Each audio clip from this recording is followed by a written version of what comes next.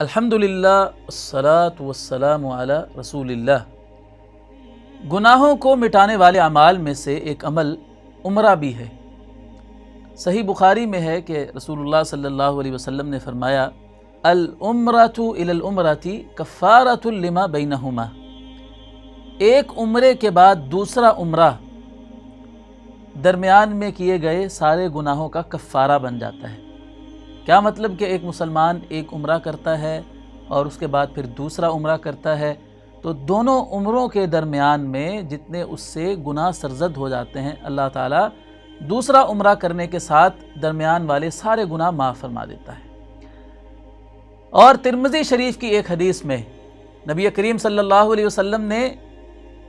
پے در پے بار بار حج اور عمرہ کرنے کی ترغیب دلائی ہے۔ فرمایا تابعوا بین الحج والعمرۃ، مسلمانوں پے در پے ایک کے بعد دوسرا حج اور عمرہ کیا کرو، اس لیے کہ فَإِنَّهُمَا يَنْفِيَانِ الْفَقْرَ وَالذُّنُوبَ كَمَا يَنْفِي الْكِيرُ خَبَثَ الْحَدِيدِ وَالذَّهَبِ وَالْفِضَّةِ،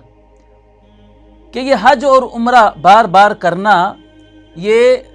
بندے کی غربت کو اور گناہوں کو ایسے دور کر دیتے ہیں جیسے بھٹی سونے چاندی اور لوہے کے میل کچیل کو صاف کر دیتی ہے۔ یعنی جب بندہ حج اور عمرہ کر کے آتا ہے تو جہاں وہ گناہوں سے بھی پاک صاف ہو جاتا ہے وہاں اللہ تعالیٰ اس کو غربت سے بھی دور فرما دیتا ہے اور اس کے مال میں اللہ تعالیٰ برکت عطا فرما دیتا ہے۔ جو لوگ حج اور عمرہ تسلسل کے ساتھ کرتے رہتے ہیں وہ اس چیز کا مشاہدہ کرتے ہیں کہ اللہ رب العزت کس طرح ان سے گناہ چھڑوا بھی لیتا ہے، وہ گناہوں سے محفوظ بھی ہو جاتے ہیں، اور اسی طرح اللہ تعالیٰ ان کے مالوں میں جیسی برکت عطا فرماتا ہے وہ خود بھی دیکھتے ہیں اور دنیا بھی دیکھتی ہے کہ حج اور عمرہ کرنے کی وجہ سے اللہ تعالیٰ نے ان کے مال کے اندر کتنی زیادہ برکت عطا فرما دی۔